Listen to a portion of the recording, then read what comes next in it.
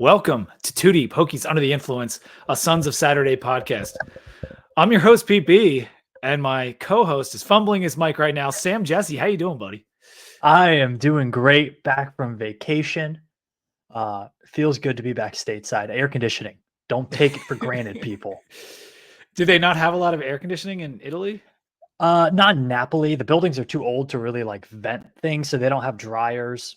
They just have washing machines, and then they don't really have central AC anywhere. Old school. Okay. Yeah. Well, I'm glad you said you were telling me a little bit before we signed on. You had a great trip.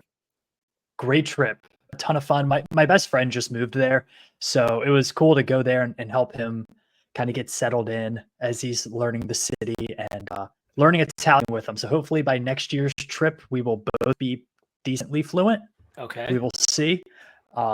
We're doing my best. I also stay tuned. Gotta edit it, but there might be a beer review on the YouTube short coming up here pretty soon. I like it. I like some, it. Little Italian beer. Some Peroni. Okay. Yeah. We get that one stateside on occasion, but I want to hear the review. Why don't you start us with a cheers, Sam? Yeah, so I'll start to a cheers first off for awesome traveling. I know our fearless leader, Billy Ray, was a couple countries up from me in Austria. Looked like he had a ton of fun. So this cheers is to European vacationing. If you can, get over there. Once you get over there, it's pretty cheap, especially in Italy. Drinks are a couple euros. A pizza is like 10. It's worth it. So salute. Cheers, buddy. How much was your trip like Euro Trip? Have you seen the movie Euro Trip? I have seen the movie Euro Trip. It was not like the movie Euro Trip. It was a little bit more like a combination of Eat, Pray, Love and a girls trip rom-com. Okay. The movie Girls Trip with Tiffany Haddish and Queen Latifah. Okay. I've seen it. Yep. But like less wild than that. But I will say Napoli is, I was telling you right before we got on, every alleyway is pretty much just Bourbon Street. I mean, it's open carry, it's vendors of drinks. It's party every day, all night. Starts at 10 o'clock, ends at 3, ends at 4. Just a totally different way of life than what we're used to here, man. Totally different. You know that Hokies love Bourbon Street. And so that sounds like some place that I definitely need to visit, but I'm glad you had a good time, dude. I wanted to start our news and notes with some more, I'll say frivolous, but just kind of less important things. It's not on the field stuff or team stuff, but our football uniforms, which I guess are on the field. It's been a hot topic of discussion the last couple of years. When are we getting new uniforms? We've had the old ones for a while, and Pat and Billy went into a lot of detail about uniforms and old uniforms and power ranking them and so on and so forth. I just wanted to bring up the idea that we're getting new uniforms and that some people thought they might have already been released by today because when I think it was Andy Bitter was talking to Witt and said it's going to be a more traditional look we're going back to, and then people started, putting out ideas online. I think I even put on the Too Deep account, like, will it be kind of like the 99 jerseys, but with like a more modern number? So that's what's been picked up by like Uniswag and a couple other like aggregation sites have ran with the idea that it's just the 99 uniforms. And they're using the photo shoot from when they released those for the Syracuse game a few years ago. I think thinking that is the uniform. So I don't think it'll be exactly that. I think it'll be, like you said, kind of an updated version, but I'm expecting no frills. I'm expecting, no surprises, no stripes. I don't think you're going to get stripes on the jerseys or pants. Okay. Yeah. I think you're going to get a stripe on the helmet, but not on the jersey or pants. Do you want that like orange number on the shoulder? You know how that was like, that kind of was a unique feature. That would be cool if they brought that back. Because, a lot of people think Virginia Tech doesn't do a good job of utilizing their unique color scheme. And I think that could be something to help that. I also think you're going to see some script. I think you're going to see script involved. There's the thumbs up. Thanks for that. Script on the helmet or on the jersey? I could see a script helmet. Yeah, I really like some of our scripts that we have, obviously. Yeah, So I could see a script helmet, and I think you could see a throwback logo involved. I think you're going to see script, and I think you're going to see a throwback logo involved, and then you're going to see you're going to see Penn State-esque, dare we say? I Yeah. think there's a lot about this program that mirrors what's going on. That's been Happy Valley, influenced by and the Penn State people that have come over. Absolutely. Simplicity, tradition, maybe the head of a mascot, something like that. So now all we got to do is win. Right. If we can win like Penn State's been winning for the past 8 years, that would be pretty nice.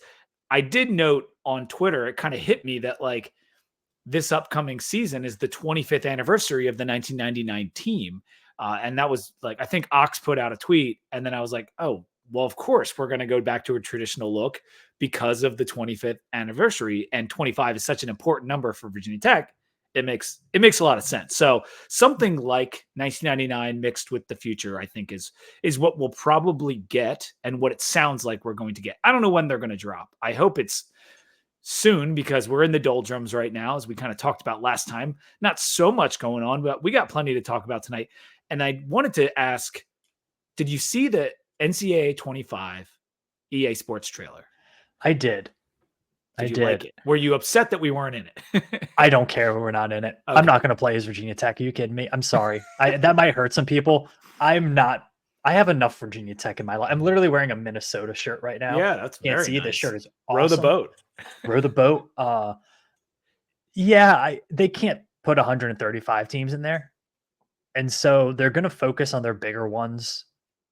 I think the discourse for me, being on like Cleveland sports Twitter, has been the Ohio State shade that EA Sports constantly throws out in their trailers. So apparently, decade plus ago when they were making these games, it was always Michigan was beating Ohio State, or the upset was against Ohio State. And then this year too, Michigan was beating Ohio State. Illinois scored 50 plus on Ohio State. And then there was something else Ohio State related where like the other team was scoring. So people are like really breaking down like the scoreboards in the background and all kinds of other things. I saw a tweet with like the theories of EA Sports prediction, like Wyoming and App State are going to be in the same conference.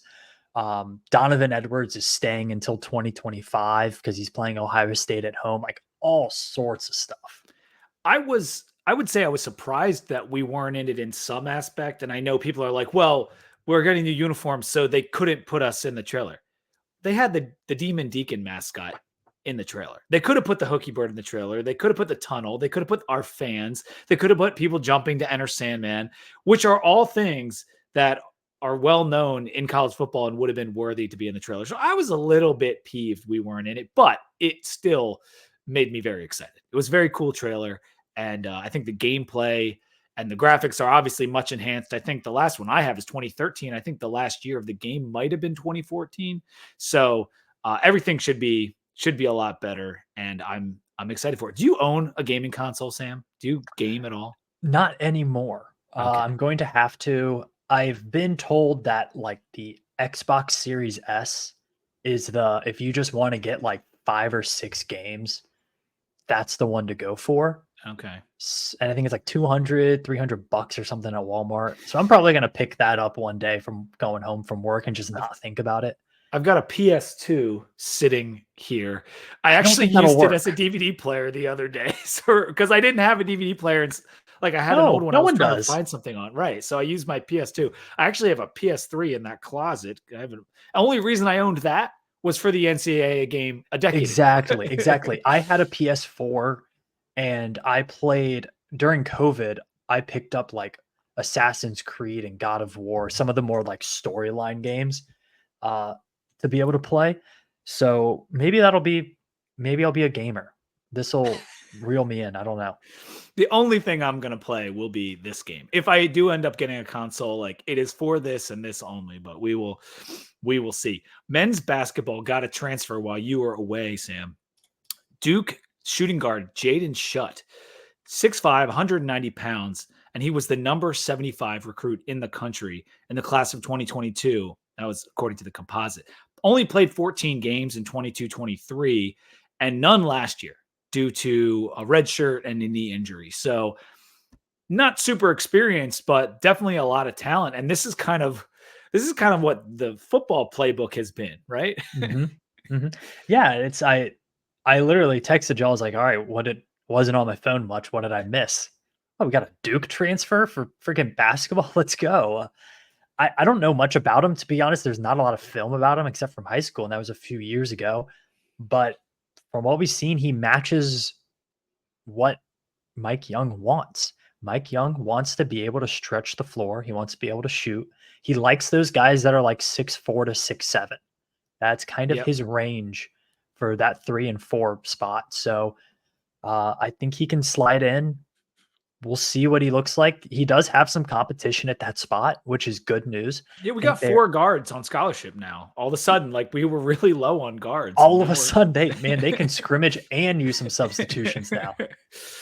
They're building Yeah. it out. I think from the quotes that we've seen from Mike Young postseason, he's not really holding back. I think he was not happy about how that offense ran. I think today he spoke with David Cunningham, and one of the quotes from that was they were just dribbling the ball too much. And there were games where, yeah, I think he used the quote like it really upset him and stuff like that. I think you can almost hear Mike Young's voice saying that, like, that really upset me. I think he felt like he needed a reset, and maybe all this will be for the best. I don't know. Yeah, that was interesting because the basketball team was back, like doing kind of it's like the OTAs of the NFL is kind of what the basketball team was doing, right? This like Mhm. kind of get together with the new players and working out a bit. And Mike Young had some quotes. And then I actually wanted to read you the quote about Toibu Lawal, who he referred to as Toby. So I'm just going to go with Toby because Yeah, he goes by Toby. okay. VCU people call him Toby. Yeah. He's one of the best athletes in college basketball and plays with a high motor. He's still relatively new to the game, starting to play competitively just 6 short years ago in England. He has a tremendous work ethic and his game continues to grow. He will be a fan favorite in Castle. We are thrilled to have Toby a part of our Hokie family. So that was kind of just a cool inside quote and some things that I wasn't completely aware of. We talked about him on a previous pottage about just how athletic he is. And Mike Young is telling us he's going to be a fan favorite. So I like to hear that. 12 scholarship players for the men. Now we are just about filled up, which is hard to believe after what happened right after the season. Putting in some work. I will say, so Virginia Tech, they lost 8, brought in 8. Of the 8 they brought in, Ryan Jones 6'8", Tyler Johnson 6'5", Jaden Shutt 6'5", Toby Law 6'8", Rodney Brown 6'6", Ben Burnham 6'7". So longer team than what we're used to seeing from Virginia Tech. We'll see how it pans out. I really don't know. This is who knows I what's like going to go on Mike with this team. Young's excitement about it. I think is what I feel like he is trying to get back to something. And I feel like he likes the roster they've built out, and I think he's done an excellent job. So we're actually going to talk a little bit more about that on an NBA draft night pod. Now, I don't know if Sam's going to join us. I would love for him to pop in if he can. But my 2 buddies who I years ago did the Kentucky basketball preview when Buzz Williams' team was going out to Kentucky, my 2 friends who are Kentucky fans and huge Wizards fans came on, and you can go back and listen to it. It's a long show. We were out live thing down at my buddy's store, Downtown Crown, former sponsor of the show. And it was awesome. And those 2 guys know basketball inside and out. So since the Wiz have the number 2 pick in what is a down draft, but nevertheless the NBA draft, I think it'd be fun to have them on to talk about our new players and how they might fit in. The Wiz's pick, kind of go over some college basketball stuff with that. Ed may be joining us as well. So NBA draft night, similar to what me and you did with the NFL draft, because Washington had number 2 picks. So many of our listeners are Washington fans. I think it kind of all works. And we're going to do some Mike Young talk. We'll do some Kenny Brooks talk because my 2 buddies are Kentucky people. So it all will tie in together, but that'll be fun later in June. Baseball, Sam. They're playing in the ACC tournament, and I actually didn't see what ended up happening today. The game is still going on. It's not going well, but the game doesn't. The game doesn't matter. So the way the ACC tournament is set up, it's pool play. But if everybody was to go 1-1 in the pooled play, which happens a lot, right? 3-team pool, the higher seed goes through. So if you're a lower seed, you have to win two. You have to be 2-0 to go through. Okay. So the loss last night to Duke, lost 11-8, basically ended the season. And it's just kind of so like poetic yet ironic that this team just like has lost close to Duke over and over again. And in every loss to Duke, they've been up significantly. They were up 5-0 at one point in the game yesterday and lost. That is the fourth game this year they have lost while winning by 5 or more runs. They win 2 of those. All of those were ACC games. If they win 2 of those games, I think they're in the tournament, like without a question. Yeah. And well, what happened in that UVA series, man? Well, UVA is very good. They are very good. Like UVA is very good. My cousin's actually on the staff at UVA, and he said that was the best. That was the best that they've played this year. Perfect. Of course it is. It's just like Wake Forest is the best they've played this year.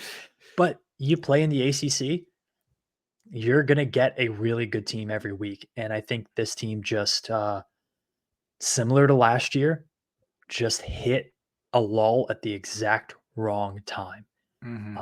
They did so many things well this year. They took care of business in non-conference. They swept some ACC teams. They got road victories, but they just lost too many close games and they blew too many leads. The pitching staff continues to be an issue. The numbers aren't terrible for the pitching staff. I think there's this idea, and I understand that a lot of our listeners don't follow the baseball team as much as I do. Part of that's because for my job with Sons of Saturday, but another part of it is I just love college baseball. It's awesome. Love this. You love the team. Yeah. I love the team. Well, I love the program. It's so like organic and it's so like you really get to know these players and these coaches over the past 7+ years that John Sheff has been there. But pitching wise, this is a middle of the road ACC team in terms of ERA, in terms of total numbers of runs, in terms of strikeout to walks. They're like 7th or 8th in both of those. In all of those sets. It's just the timeliness of it is so poor. And if you watch this team, there are signs that they're just really lost on how to develop and construct a pitching rotation. Against Duke. Do you see changes coming? I'm not trying to put you on the spot or, badmouth the coaches or anything like that. I'm just curious, No, I think you're at a point too where the Virginia Tech is investing in baseball like it is a team to make a regional every single year. You've missed out on 2 regionals, mostly because your pitching hasn't been great. I mean, you're batting, let's see, what is Tech in batting average in the ACC? It is 6th in batting average in the ACC. They've dropped a little bit in runs. So a middle of the road team in batting and pitching in the ACC should make the tournament every year. Yeah. Tech won't do it this year. The Mendoza line for them is take care of business in non-conference, 75% or above. They did that. 500 or above in ACC. Unfortunately, they blew the series against Miami and UVA and ended up 2 games under 500. And that's kind of the line. Do I see changes coming? I said at the end of last year, I believed they needed a complete overhaul of how they approached pitching. From the guys they recruited to the way that they used their pitching staff in midweeks, to the way that they constructed their weekend rotation. They needed a complete overhaul. That didn't really happen. You saw some changes, but they still struggled to commit to 3 weekend starters. Flip-flops with Wyatt Parliament a little bit there. And they ended up towards the end of the season, they were going up against some of the best offenses in the country with like their bullpen days. I don't know. I mean, there's just grasping at straws. You can't do that. Yeah. And listen, I'm not an expert on college baseball, but I've watched a lot of baseball and there does seem to be there's a little bit of mismanagement going on. And I'm not even sure that's the development as much as just in-game stuff, but you would know better than me. I mean, that Duke game, you go with Wyatt Parliament, who was a starter to start the season. You moved him to the bullpen. Okay, fine. You moved him to the bullpen. to allow him to go 2 or 3 innings in the middle towards the end of games to really rear back on his fastball. You start him, he gets hit a little bit, take him out in like 2 innings. Then you bring in your middle inning relief guy, Matt Silverling, who's been very good. He gets lit up. Okay, so now you're here in the 3rd inning and you bring in Jordan Little, who is your closer. Okay, so you brought your closer out. So in a close game, you use your closer in the 4th inning. What's going to happen when it's the 9th inning and you're the away team and you need 3 outs? Yeah. Because you can't bring Jordan Little back in. So after that, it was a close game. It was 6-5. But the pitching staff was done.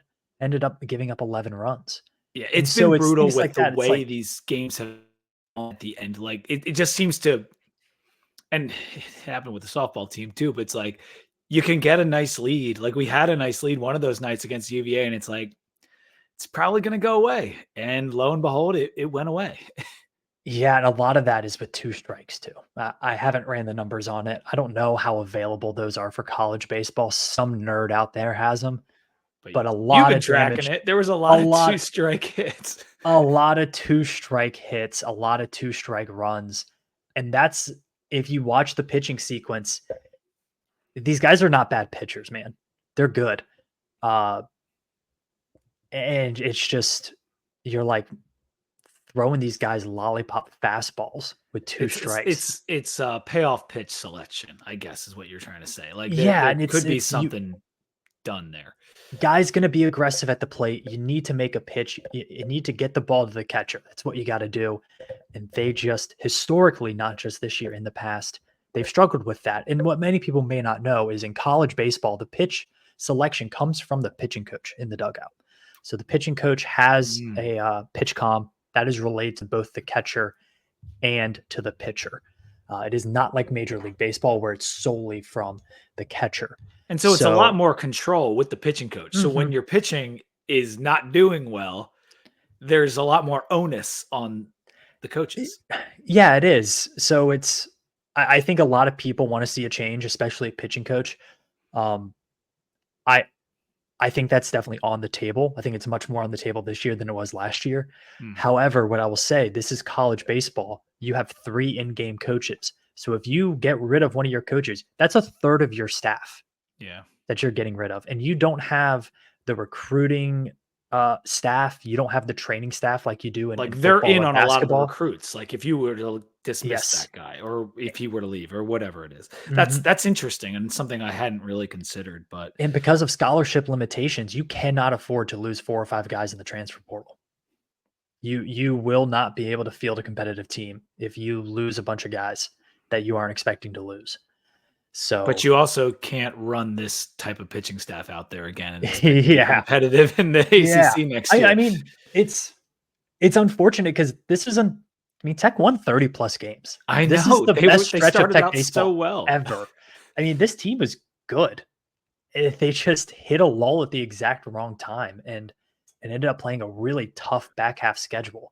We did talk about that though. We talked about the fact that I mean, this is like what my Phillies are doing right now. Like we are beating up on bad teams, and that's what Yeah. we kind of and saying bad is tough, but we played an easier part of our schedule for Tech early on. And once we talked about all those tough series in a row, and they didn't really go too well. Yep. That will do it for baseball for now. Season is essentially over because you do not foresee them making the tournament. So Nope. it's a shame. But let's just finish our Diamond Sports depression with softball and move on to football because we're going to talk about some football commitments, the best games in the ACC coming up this 2024 season for football. And we're going to go over the new SP Plus rankings. But first, Sam, softball. They beat San Diego State in the first round, first game of the NCAA tournament. And then they had a lead against UCLA at the same time that the baseball team had a lead against UVA. And they ended up losing. Both teams lost. We lost to UCLA. We had to play Grand Canyon at like midnight Eastern. I woke up to that loss and season's over. Yeah. It seemed like throughout the year the team would be really, really good for a long stretch and then they would have a bad weekend. And unfortunately, it seems like they kind of split this regional. They looked really good and then Looked just kind great. of fell apart. Um, it's a really fast moving sport. So I think it can get out of hand a little quickly. One mistake can kind of compound on the other a little bit more than baseball. Uh, it's still like they're still a phenomenal program. They're still really talented. It just kind of unfortunate. It seems like the last few years they haven't played their best in the postseason, whether that be the ACC tournament or the NCAA tournament. So I No. think that's kind of the next step for this program is being able to do it in the summer. And it's a shame because we we had said before you left for vacation, like this softball team, their record, the way they've been playing, like they seemed a little underrated as a Virginia Tech team and just the success that they had this season. And lo and behold, they kind of have a disappointing performance in the NCAA tournament, I suppose, although they did have to fly out to UCLA to play those games. But overall, a strong season by both teams. Like both teams had good seasons, and neither one was probably going to win a national championship. We just wanted to see both advance a little further. Like I really thought softball had a chance. Like every year, it seems like they have a chance to get to the College World Series, Mhm. or whatever they call it for the women. It's in Oklahoma Oklahoma City, right? City. Yeah. Mhm. I'm waiting for them to get there. One of these years, they're going to get to Oklahoma City, and I thought it might have been this year, but not so much. Nah, well, next year, next spring. I mean, Virginia Tech, like I Hope will springs say, eternal. a D1 baseball who also has D1 softball now. They keep a diamond rankings, and Virginia Tech the last 3 years I think has finished in the top 25. I don't know where they'll finish this year, but uh, both baseball and softball are in a good spot. Like this is the best Tech baseball's ever been, and just flat out, this is the first time winning 30 plus games in 3 straight seasons since like 2010 to 2012. Yeah, that's great. This is the most investment they've ever had.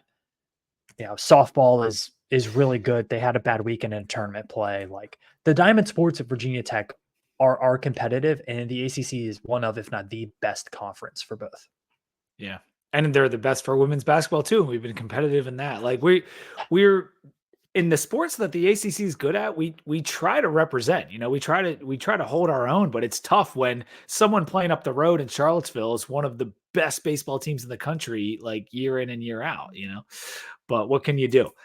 For people watching on YouTube, do us a favor, hit the like button. Make sure you're subscribed to Sons of Saturday. We just hit 2,500 subscribers on the YouTube channel, and we're trying to keep that going. We'll get to 3,000 at some point this summer or next football season, but by the end of the year, Sam, I think 4,000 subscribers on the YouTube channel is a reasonable goal. We've got I time until December. I would call that a smart goal. I mean, come to the YouTube. You can see my awesome Minnesota shirt. I'll be wearing a lot of random college gear. Is Throughout that a the home football field or season. is that somewhere else? It is one of those random like big city. You know how big cities will have like t-shirt Yeah. shops.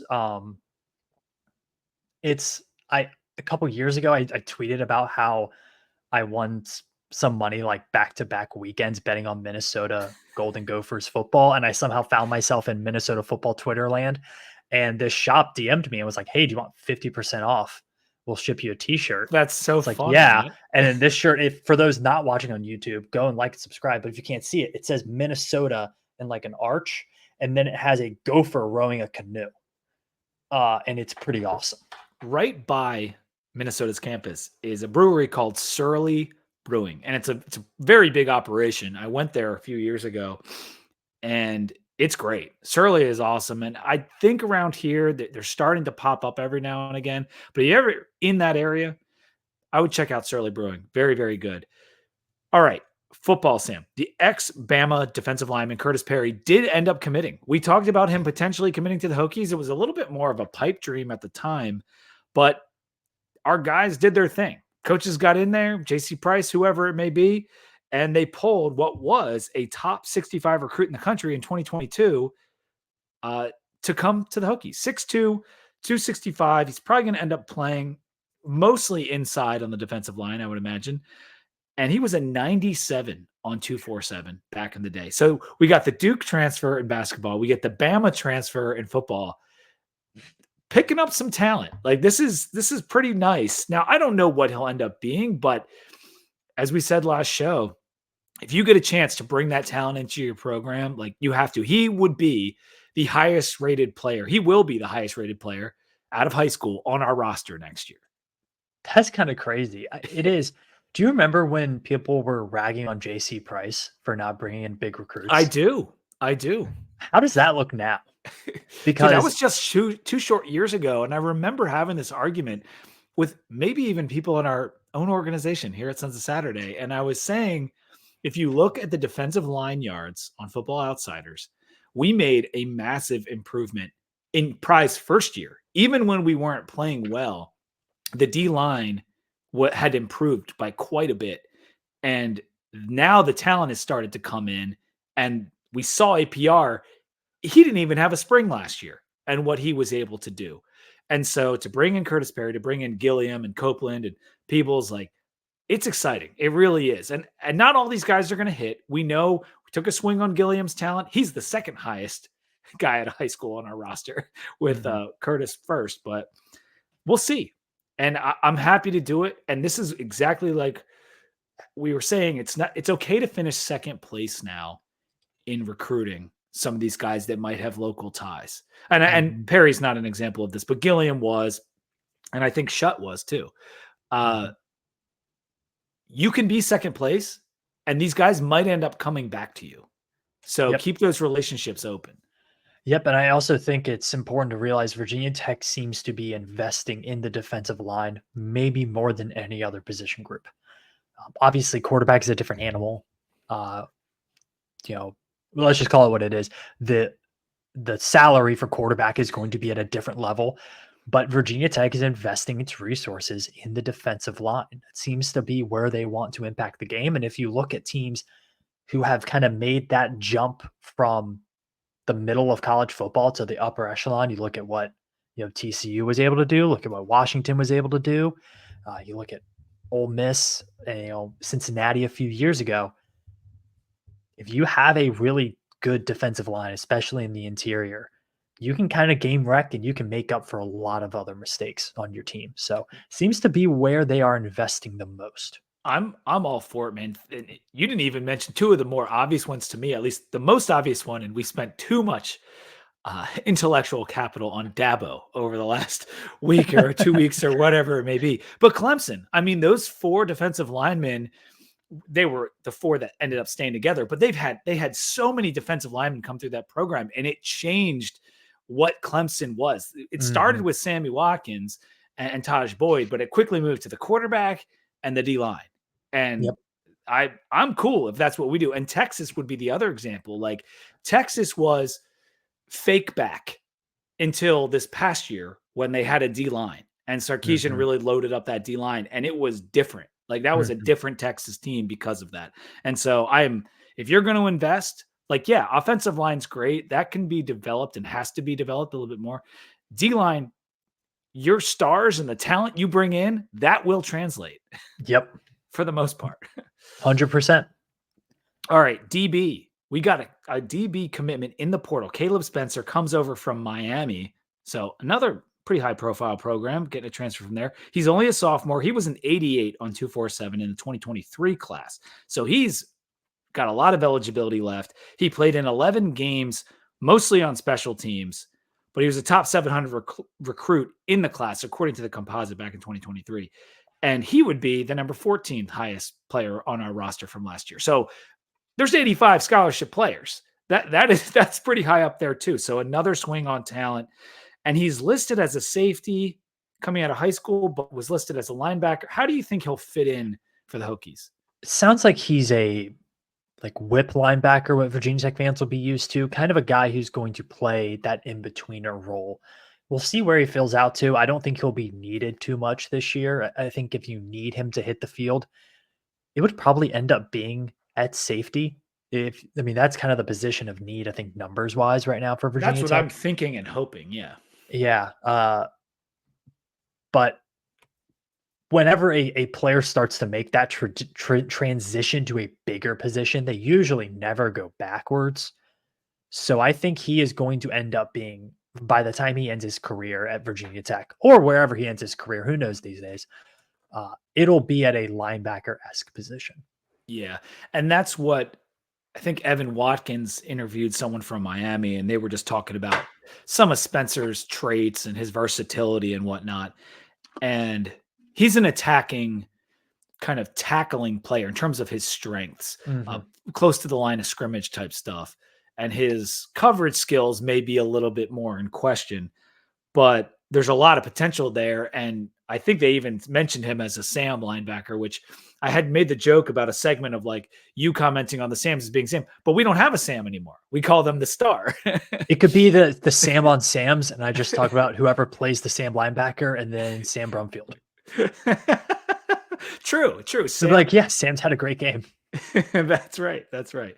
But I'm excited about that pickup. And honestly, I said on Twitter, we were up for McCaskill. We were up for Ramon Brown. McCaskill ended up at Arizona State. Ramon Brown, I guess, couldn't get his grades in order. But I think bringing in a versatile, whether it's a whip linebacker or a safety or whatever in Spencer, is a better addition for this 2024 team and even going forward than a running back right now. Because we can address running back either with the guys coming up from within the program, or if we show that we're a good running team again with Tootin and Thomas, why wouldn't a transfer running back want to come to Virginia Tech this next offseason? And I think that's also a position that you can have an immediate impact as a freshman. Whereas I think defensive backfield is one where it's pretty rare that you have a true freshman or even a redshirt freshman make a big impact. Yeah. So, no, I think if you're looking at win now and win next year, defensive back and defensive line are the two position groups that Virginia Tech needed to really bring in some high-level talent. And I don't want to be any kind of doom and gloom here, but like we saw Stroman go out of games because of targeting. We saw him struggle a little bit with injuries last year.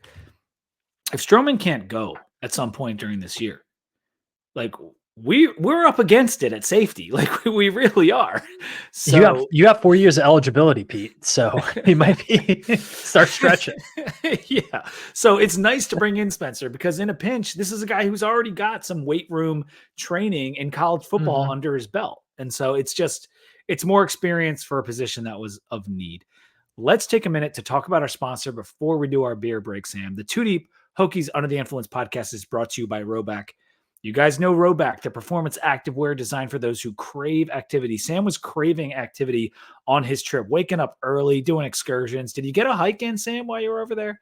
I hiked this little thing called Mount Vesuvius. Oh, that was pretty cool. All right. I've heard of it. Yeah, heard of it. I think the final tally was 93 miles of walking in 8 days. Ooh.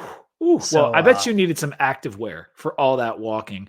And yes. Roback is the place where you need to go. They have the Commonwealth back in stock.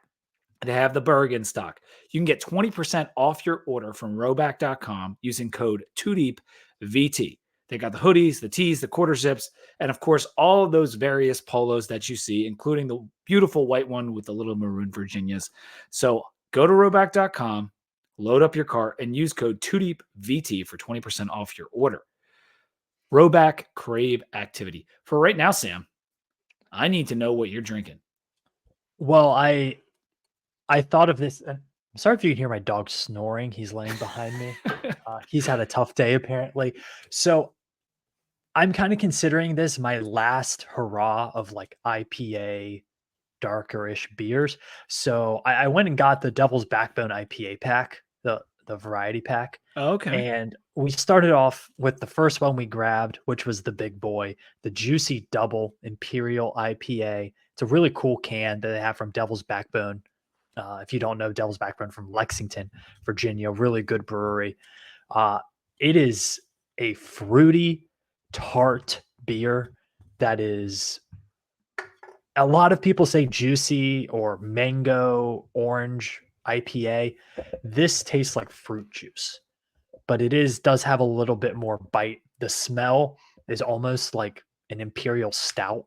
Like it's a pretty hoppy, high percentage stout. This is 9.5%. So get ready. But it tastes Juicy Double, like fruit juice. Juicy Double Imperial IPA. That's a Sir Mix-a-Lot lyric right there. I like it, man. Yeah. And what, like, pretty favorable rating, or is it too hoppy for your liking, or what? I mean, it's so orange juicy that it's not super hoppy, but you can kind of like smell it more than you can taste the hops. I'm gonna go 3.7. Okay. Not So bad. it's Not bad. it's right at that like really good line. It's right below that. You said Lexington, Virginia. Yes. Isn't there a certain someone that went to high school in Lexington that is associated with our program? There's probably a lot. It's Mr. Coach Brett Pry. Fry. Yeah, that's the one. That's There's the a one. lot of Lexington Hokies, aren't there? Like if you go down the line, like Logan Thomas was a Lexington, Was he? Virginia guy, right? Or was he I'm not sure if Lynchburg? that's where he went to high He might school. have been. He might have been Lynchburg.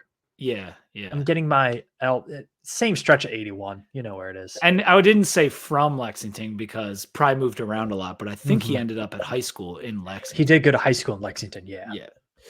All right. I am drinking the Big Juicy Beer Hug. You've probably seen this. This is the Goose Island beer. They do the Beer Hug series, and this is, I am actually outdoing you on this one, Sam. It's a 9.9.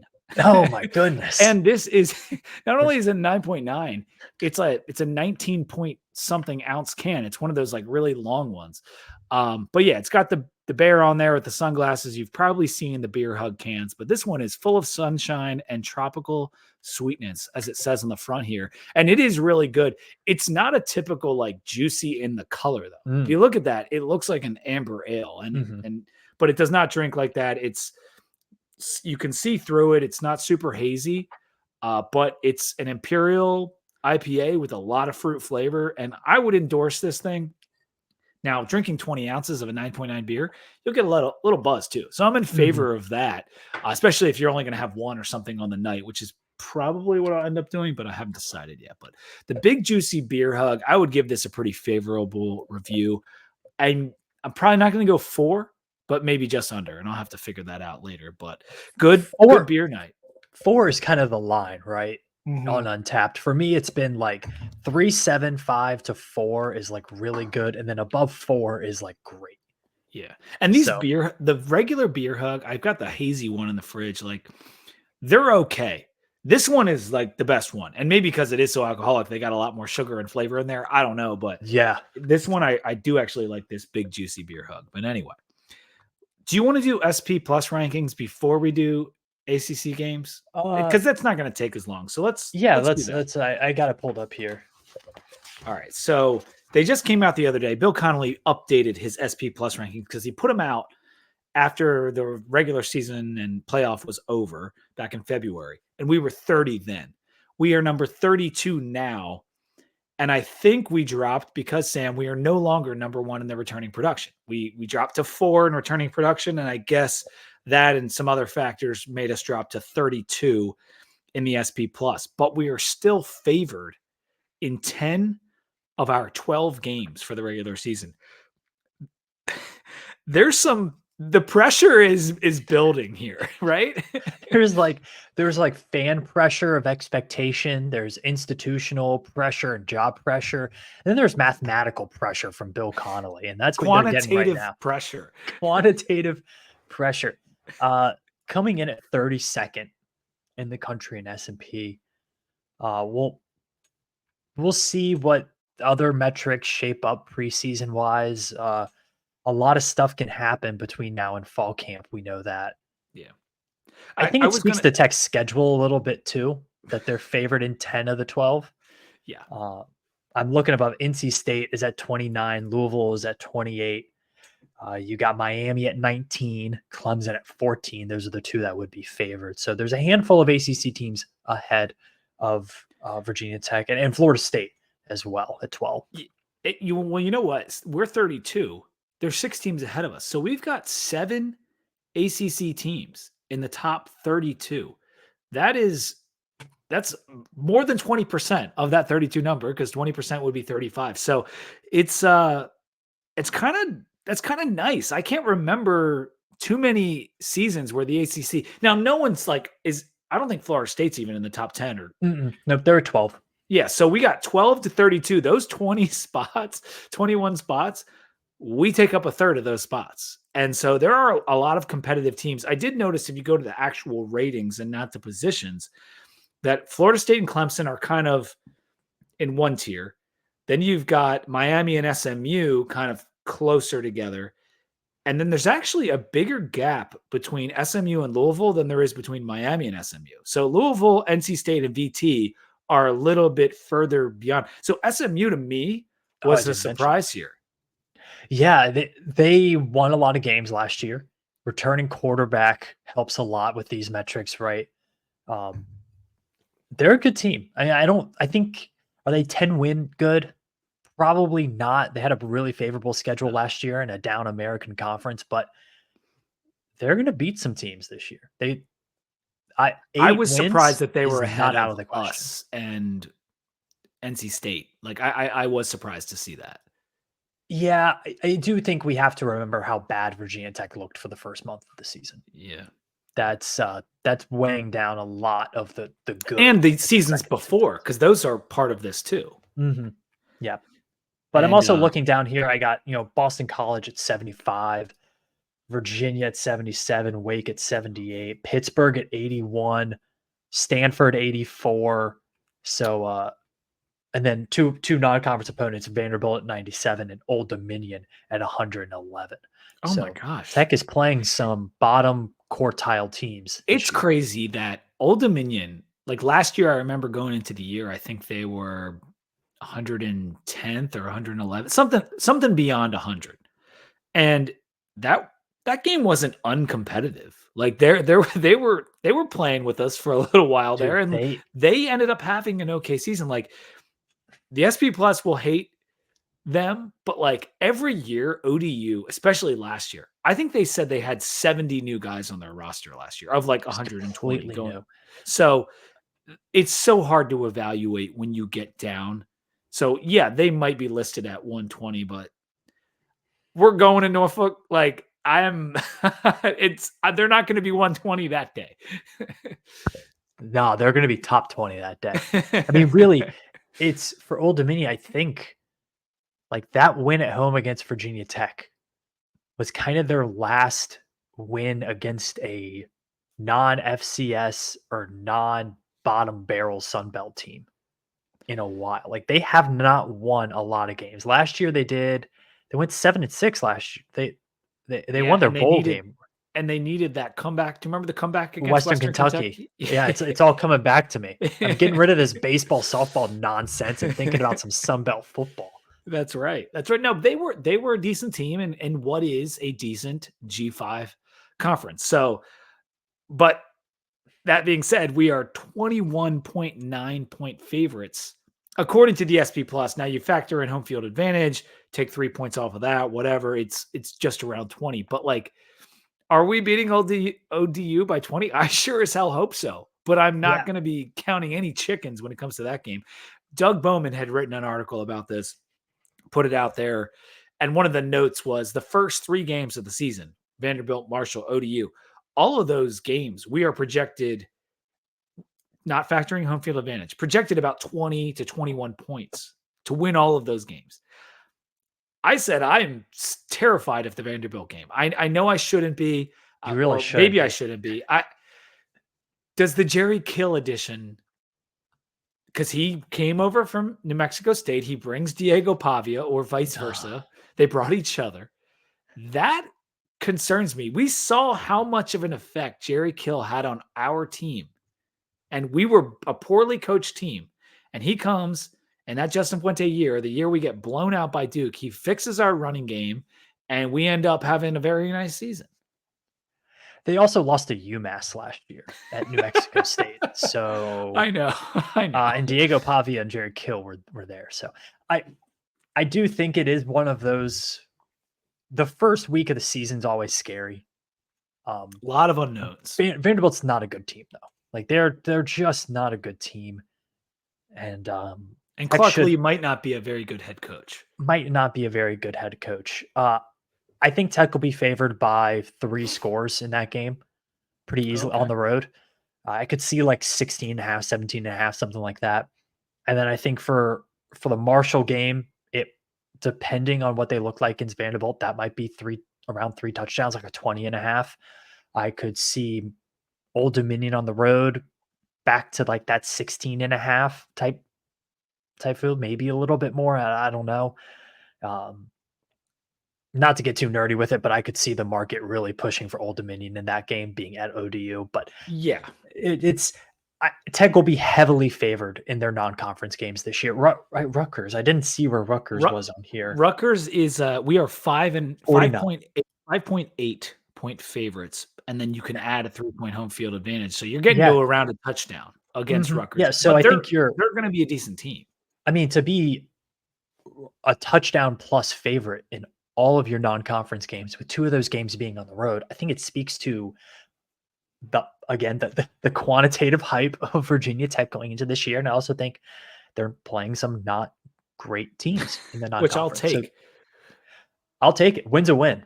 We need to start a season with a run of wins. Like we thought we might get it last year. We did not. It started well with ODU, but then it quickly went off the rails. I want to start with 2-0, 3-0, 4-0, and build that momentum, build that excitement, because that leads into so many more things, whether it's ticket sales or recruiting or whatever else. Like getting that juice, getting in the rankings, all that stuff is so important. But I still am like, I can't get past the losses at ODU, the loss at West Virginia that came down to the wire. Like these out of conference road games are they're terrifying.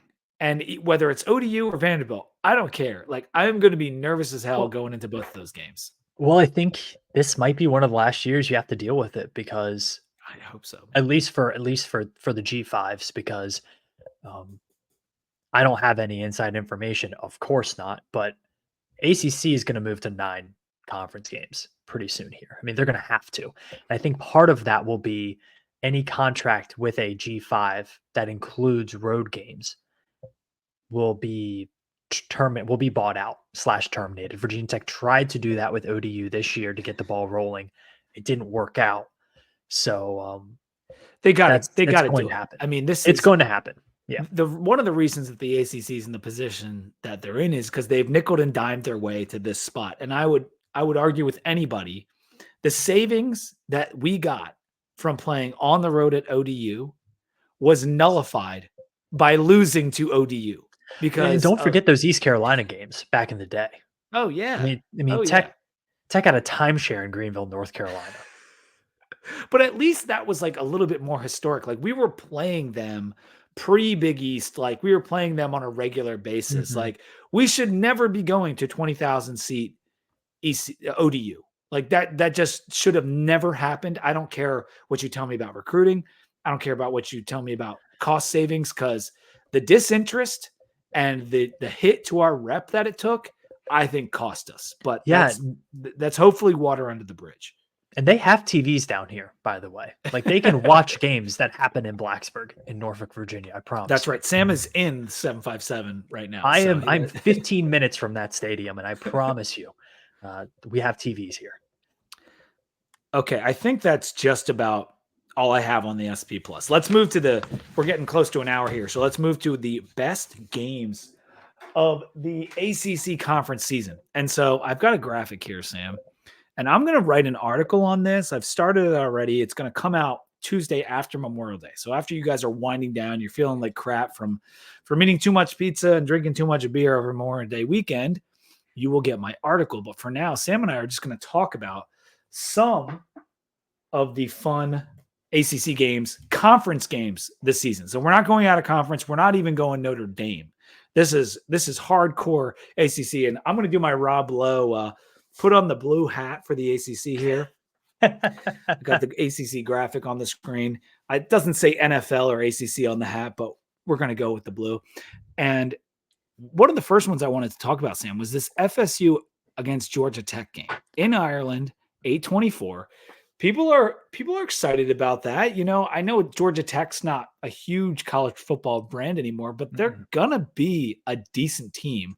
And Florida State, coming off the undefeated year, bringing back not their quarterback, but a high quality roster. This should be significantly more competitive than the Ireland game that so many people watched last year. Yeah, that was a tough game to watch. I think it'll be an interesting game. I think Georgia Tech could keep this close. And in fact, being in Ireland there's a novelty to it that I think college football has started to embrace a little bit of novelty with these games. Like you're seeing less and less of the playing in Atlanta SEC versus ACC type games and more of these fun, creative matchups, even in conference matchups. So can't think of two teams that that represent Ireland more than the Florida State Seminoles and the Georgia Tech Yellow Jackets. So we'll go down this. There's a couple fun ones here just from the new additions to the league because we have SMU here, we have Stanford and Cal, and their first ACC games. I added them to the list. But if you're just looking at these games, Salmon, or any game that comes to your mind, what do you think is the best game of the upcoming ACC slate? Is it still Clemson and FSU? I think so. I think that's the one, especially since that game last year was so competitive and it was so close. And I think FSU is not nearly as a well-oiled machine as they were last year. Like they have some serious questions on that roster. And I think Clemson does too. And I think those teams, they might not be national title contenders like they were playing for a few years there, but that game's going to determine a playoff spot more than likely. And I'm excited to watch that game. I think Clemson and Virginia Tech as a Hokie, I think that could be on a national scale, a sneaky important game if Virginia Tech takes care of business like we've talked about. And I also think Louisville at Clemson, not to just keep hammering on the Tigers, but not a lot of people are talking about Louisville. I've said I have bad vibes against them, but they could be a good team. And in early November, having that game and then at Virginia Tech the week after, that's a tough ask for the Clemson Tigers. So those 2 weeks will go a long way. There's a lot of Clemson on this screen right now. Yes, there is. And to me, like Florida State, Miami jumps off. And I'm making my top 20 rankings. So this is only a handful of games. I'm going to rank 20 ACC games in my article. And I'm debating on Clemson, Florida State, or Miami, Florida State for the best game. And if you're talking about because when you do this, you have to come up with some criteria because it's hard to just, what's my gut feeling? But what's the national interest for this game? ACC title importance. Will it be a competitive game, period? Is it a rivalry? And does it have like a cool factor? Like, is it in Ireland? Is it on a Friday night? Is it on Thursday? Whatever. And so to me, like Miami, Florida State gets viewers. Like no matter if the teams are good or bad. And this year, the game is late October. Both teams could have a pretty solid record. Both teams may be ranked. If both teams are ranked going in that Florida State Miami game, I almost guarantee you it'll get more viewers than Clemson and Florida State. Because Miami is still like, if they end up being back for the first time in 20 years, like they will bring so many viewers to the table. And I think that will make it potentially the best ACC game of the season. I also think that NC State and Clemson, I actually think is a better game than the Louisville game. Now the Louisville game is interesting because of Braum and they were in the championship game last year for the ACC, but we both talked about the potential for NC State this year. Grayson McCall at quarterback, bringing back a solid defense. That game's really important. And that's the game last year that kind of got the alarm bells going for Clemson, right? Because NC State was able to pull it off. So I think that's a really interesting one. I also wanted to talk and ask you about Florida State at SMU. That is SMU's first ACC game, and it's a home game against the defending champs. How cool is that? It's really cool, and I don't want to talk about it much because I don't think we get that many listeners, but SMU money line is going to be a juicy. You think this juicy double imperial IPA is juicy? Just wait till you see SMU like plus 350 at home against Florida State. After Florida State has already. Are they going to be 4-0 going into that one? I mean, which team? It's Florida State going to be, because I think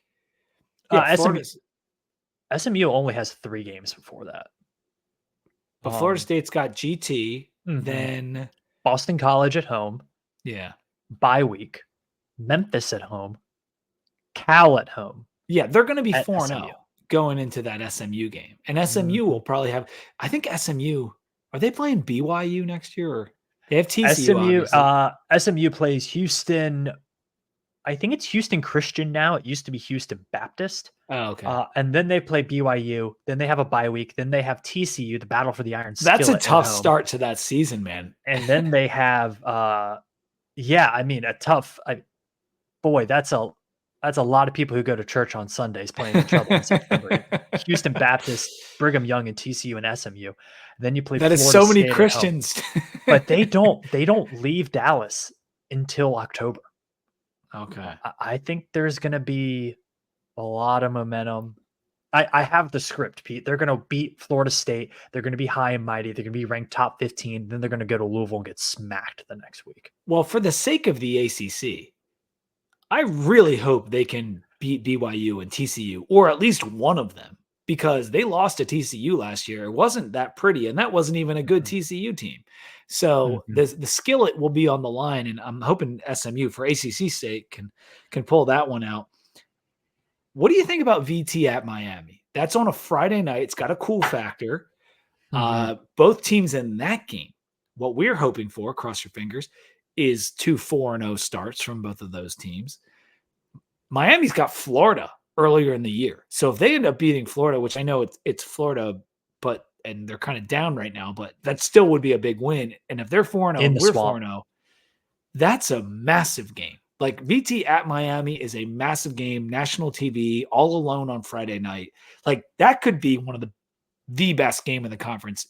Definitely one of the best, but it's going to be up there. It could be.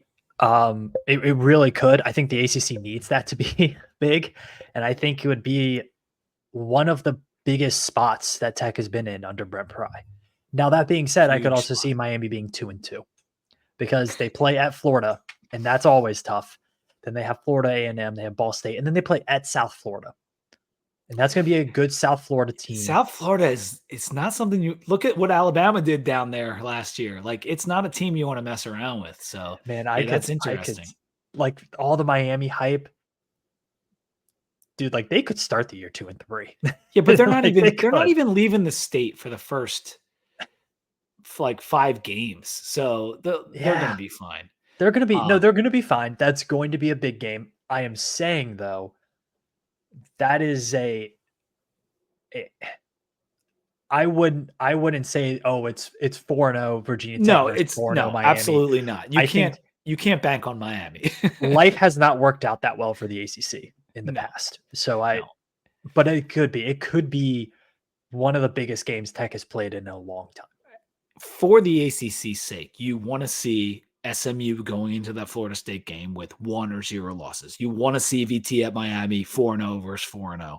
But what they did a disservice to the ACC, the schedulers, is they took Miami and they took Tech right after that emotional Friday night game. And they fly both teams across the country to Cal and Stanford. Miami's playing Cal. We play Stanford. The first ACC home game for both of those teams, Stanford and Cal. That could be upset city. And that's why both of those games are on this list. But I think those games will make my top 20 in terms of just best games of the season because they are no, those are not 2 of the premier teams in the ACC this year. Although Cal will be just under those 7 SP plus teams, I think. Cal gets, they get Miami at home. They get NC State at home. Oregon State is not an ACC team. That's a impoverished program at this point. Team, yeah. And they get Syracuse at home. They're going to win one of those games at least. I think out of Miami and NC State, they're going to win one of those games. And Justin Wilcox, do you know how long he's been at Cal at this point? It's 8 years. This is only his so wild to year. Me. Yeah. There's no way. It really isn't. But I mean, they're going to be a not terrible team.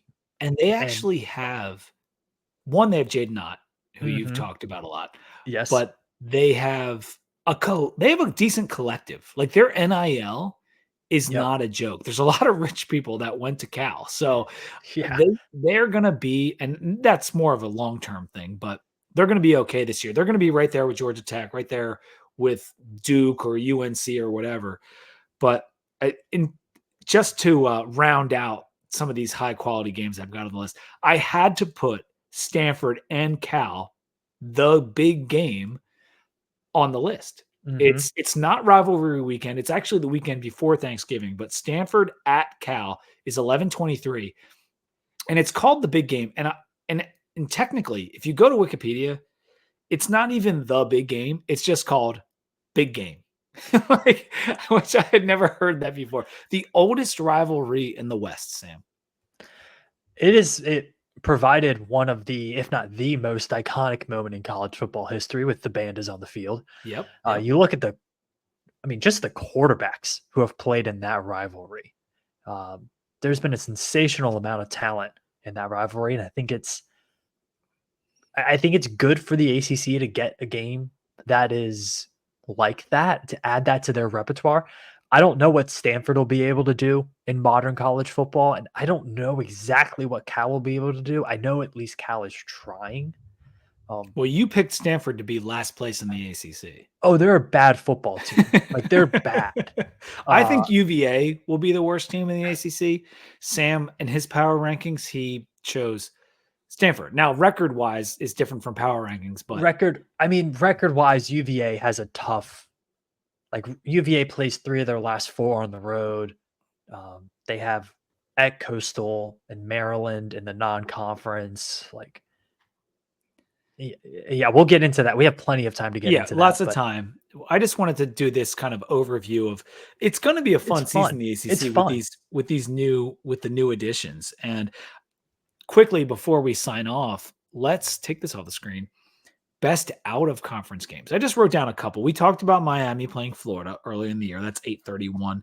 Clemson's playing Georgia, 8:31. And yep, as we already mentioned, talked about Dabo, doesn't use the portal, maybe lost some of his advantages, all that kind of stuff.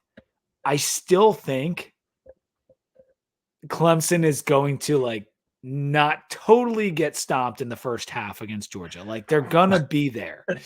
Not totally get stomped in the first half. That's my hot take, right?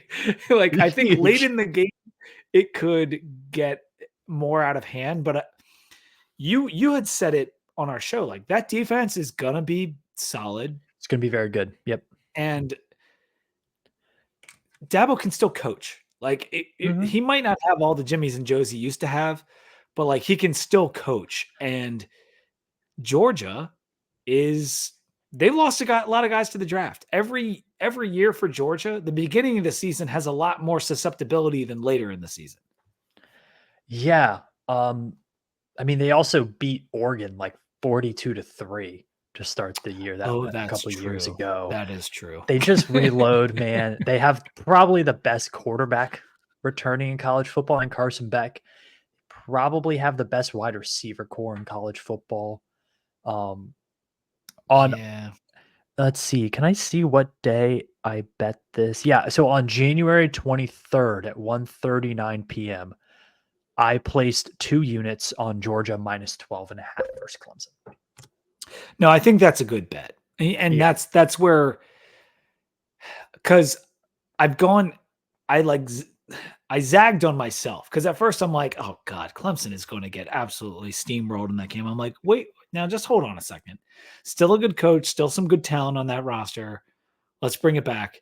And that's where the first half thing came from, because I think they will Georgia was just outlast and out talent Clemson when it comes down to it. I'll tell you, Clemson's got a tough schedule. We talked about this when the schedule came out, but they have, Georgia, it's horrific.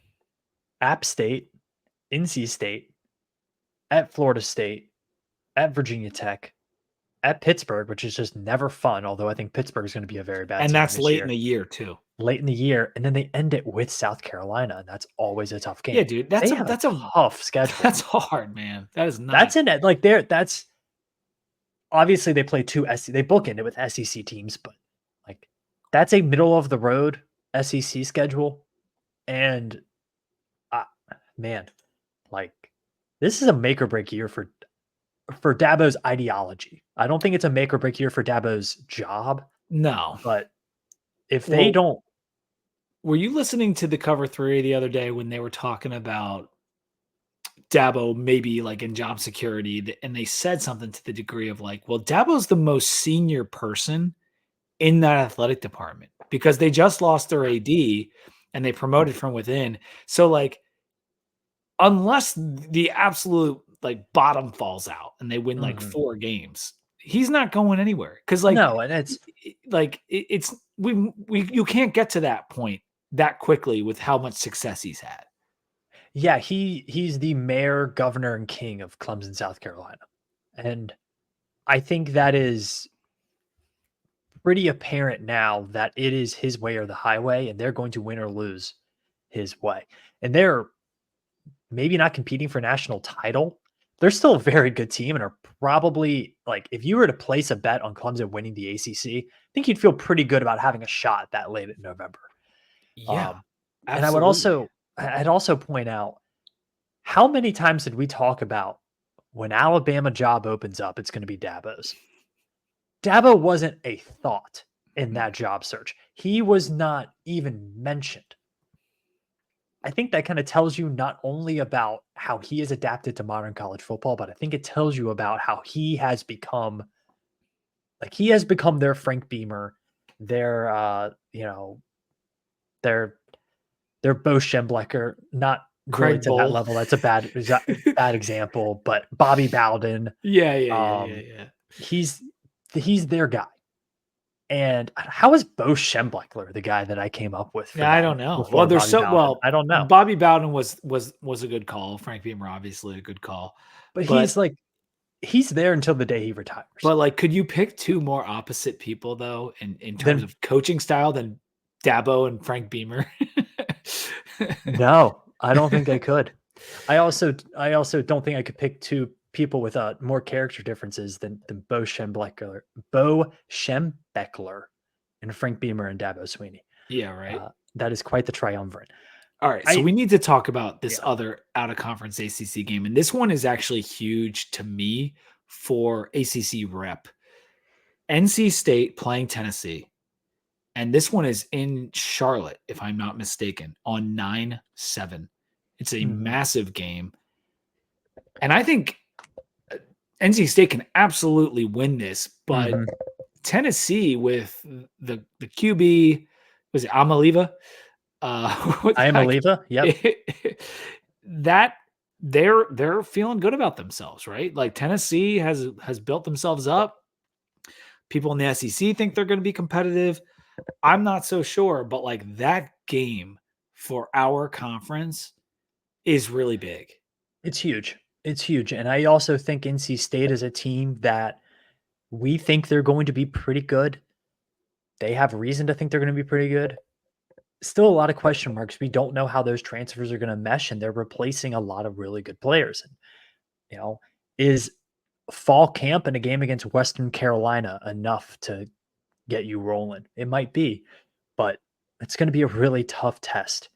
Um, And I NC State has not done a good job over the years of like ascending to the moment, so to speak. Yeah, especially outside of Raleigh. I mean, you look at that program, they have dominated games at Carter Finley. Outside of Carter Finley, they've been mediocre, really. And so how do they deal with a environment that even though that's in their home state, it's going to be a lot of that ugly gaudy orange in there. And that's going to be a horrible uniform game, just horrific. Uh, You so, know, I actually don't oh, mind that combination as much as like I hate when we play Florida State or BC because the colors are so similar. Like I would rather just like even if it's ugly, I'd rather go with red and orange than 2 maroon teams going yeah, at it. that's fair. That's fair. All right. But 2 yeah, it's going to be a 3 big game. huge game. 3 more games quickly. Backyard brawl. Mhm. Not as big in the stakes wise, but huge It's fun. rivalry It's fun. conference. It's fun, 9-14 for that one. And then the 2 Notre Dame games I thought were of note. Louisville at Notre Dame and Florida State at Notre Dame, which this is typical of, I feel like anytime we have these Notre Dame, they play 5 games against the ACC every year. And I feel like every year, the hardest games they get in South Bend. Like, I just feel like that happens every time. But yeah, they play Louisville at home and they play Florida State at home. The Florida State game, 11-9 in South Bend, that's going to have playoff implications in some shape or form. Yeah, and Notre Dame's a team that we're used to having one of the tougher schedules in the country. It just kind of shakes out this year that they don't. Uh, they do, like, they're replacing 2 NFL tackles. They're replacing Sam Hartman. They got Riley Leonard over from Duke. So there are some question marks and some new faces with Notre Dame, but they should be a very good team. And that's a tough, tough road trip. We joke about South Bend and Notre Dame Stadium maybe not being the loudest place in college football, but they have a really good home record. They And do. it's really tough to go there and play, especially in November. It's going to be gross. It's going to be For a cold. It's going to be Florida team gray. For a in Florida November, team going up there, man, that's really tough for Florida State. it is. And I will say this, I'm selling Notre Dame this year. Really? I think the further we get from Brian Kelly at Notre Dame, the worse it will get. I might be buying Notre Dame this year. So this will be an interesting little thing and that's a lot for me because I really don't like Notre Dame that much. But we bet the numbers, we don't bet the teams. That's true. I think Notre Dame is not being talked about as much as they normally are. And I think Riley Leonard is a baller. And so I could see, I could see that being a game between top 12 teams in early Do you November. think that, all right, so year 1 under Marcus Freeman, this is his 3rd year, right? This will be year 3. Yes. Like, has the quarterback play lived up to what you think it would be? Like, the first year was bad. Last year with Sam Hartman started out really well, but then didn't. And Riley Leonard, for as good as he was at Duke, Mike Elko was an awesome head coach Yeah. who hired well and figured out so many things. I don't know what they're going to get because I think that Sam Hartman at Notre Dame was a worse version than he was at Wake Forest. And if Riley Leonard's a worse version of himself at Notre Dame as well, then they might not be very good. Yeah. Well, I will also say, I think Sam Hartman had better wide receivers at Wake Forest than he did Notre Well, Dame. that's very true. I think, That is they very had to true. move Chris Tyree, who was a running back. They had to move him to slot, and he was even running outside at points last year.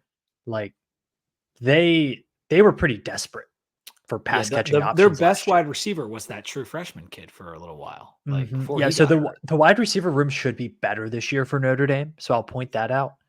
But yeah, I will say I think that is a program that wants to compete for national titles, and they haven't really been close for a while. So They got we'll the recruits. we'll Like, so see. when he came in, they got that Mhm, really good like stretch of recruits. And mhm, maybe those guys are now at a level where they're just going to like blow up. And I can't foresee that. But mhm. to me, I think that when Brian Kelly left for LSU, the thought was Brian Kelly, he's kind of annoying, like old guy, whatever. Marcus Freeman's going to come in, he's going to up the recruiting, and he's going to take them to a whole new level. Well, guess what? Brian Kelly's a really freaking good head coach. And to match what he did at Notre Dame, I've always said that it was going to be really difficult for Marcus Freeman to do that. He screwed up in the Ohio State game, Mhm. and they still had a good season. I'm not saying they didn't have a good season last year, but I think every year that goes by where Brian Kelly's influence is one less year, they're going to be worse. Yeah, and it's a big year for Marcus Freeman. I mean, that first year was pretty rough. They had losses to Stanford and to Marshall in that Yeah. first year. Oh, yeah, you're right. So Dang. they need a big time year. Like, they need a 10 plus win year. I think schedule wise they could get it, but like you said, I mean, Riley Leonard's also coming off a really nasty ankle injury. I've had a few of those in my volleyball days. It is tough to get over that. Like, it And was is. it an Achilles? Like, did he break his ankle or did he tear his No, Achilles? he just tore the thing to shreds, Oh, and okay. it is a tough injury to come back from. You're not 100% for a few years, honestly. So, and it's very risky that he could re-injure it. And if he re-injures it, I know they have a talented quarterback room in terms of star ratings, and they did well not to have any guys transfer out of that quarterback room. But it's going to be a fun year. Yeah. It's going to be a fun year. Notre Dame is one of the teams to watch this year. It's either going to go well or horribly. We just got really into the weeds on some college football, which it's great for May. But yeah. in June, we are going to be doing a couple cool things. I'm working on a couple stuff. Like I haven't even talked to Sam about this because he's been away, but we're going to do the NBA thing. But we're also going to do our game previews, like our matchup previews that we did last year. One was with Sam, even though he wasn't my co-host yet back then, and one was with Mike McDaniel. We're going to do those in June and July. Probably have French or Doug Bowman on at some point. I wanted to do maybe a memory lane show as well.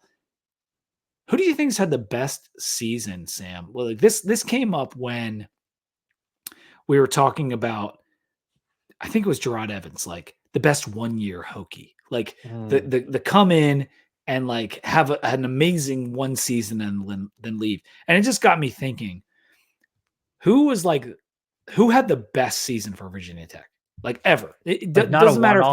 Not a one-off, just anybody. Like because it could be David Wilson because he broke the rushing record. It could be Logan Thomas. It could be Tyrod Taylor. It could be Druckenmiller, like Michael Vick.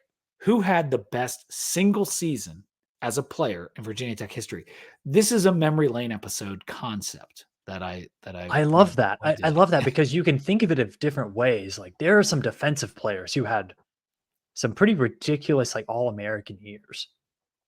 Corey Moore. I mean, Corey Moore's single season effort was incredible. And Lee Suggs, like his 22 touchdowns or whatever the heck it was, like it might've been more than that.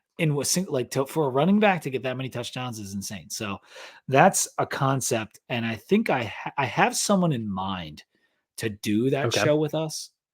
And I think he's the perfect person, but anyway, that's beside the point. We are going to be coming back soon with some new content, even though it is the doldrums, recruiting stuff, anything else. Make sure you hit us on Twitter. It's at 2DeepVT, 2DeepVT on Instagram, and make sure you're rating us on Spotify, Apple Podcast, all the rest. Yes. Liking and subscribing on YouTube. Sam, do you have any final thoughts? Are you good? Well, I was going to do a random Hokie. If you wanted. I didn't put it on Twitter. I forgot today. And we'll go by this quick. We just started this. If you haven't, I'm just going to say how many years they played at Tech or how many years they were at Virginia Tech. Some basic stats and then a little fun fact about them. And then I'm going to flame out on these often, but go ahead. Well, you were close. Reasonably close on the last one. So this player was at Virginia Tech for 3 years, but he only played in 2 of them. His sophomore year, he was injured for the year. In his career at Virginia Tech, accounted for 2,336 yards of offense in his 2 seasons as Virginia Tech. 22 touchdowns. His best game came against Maryland, where he ran for 253. He has the single game rushing record. Darren Evans. Darren Evans. Good. You got one. Thank you. I got one under your belt. No, I appreciate the question because that was right in my wheelhouse. But no, that game against Maryland and the forearm shiver that he gave to that DB or whatever it was, that was awesome. Yeah, so you got one under your 2 seasons, over 2,300 yards from scrimmage and 22 touchdowns. Darren Evans, one of the only Hokies know who Darren Evans is, but that dude was an absolute monster. You know what's interesting about Darren Evans? Do you remember in Sports Illustrated back when it was a real magazine and you would get it, sit in the bathroom maybe on a Sunday and you have that thing and you're looking at it and they got the faces in the crowd. It was like high school standouts and they put like 5 kids and it was like faces in the crowd is what they called it. And Darren Evans was one of them in Sports Illustrated because he was a killer from Indianapolis. And we got him and he was like for Tech at the time, like we were recruiting so well that like he was a good recruit, but he wasn't necessarily like talked about like a Kevin Jones or even a Ryan Williams. But man, did he live up to his recruiting ranking and then some, because we needed him badly a couple of those years. And that trio, when they were all healthy, which I guess was 2010, that was incredible. Yeah, super awesome. That was an easy one because of the fun fact and because of the best game. We didn't even need to get to the fun fact, but it will get a little bit more challenging as we enter football season. Okay. I like it. I like it. All right. Well, that's going to do it for the pod. Only an hour and a half in. What can you do? I thought we had nothing to talk about, and here we are. But Sam, thanks for joining me, buddy. Welcome back. And until next time, go Hokies. Go Hokies.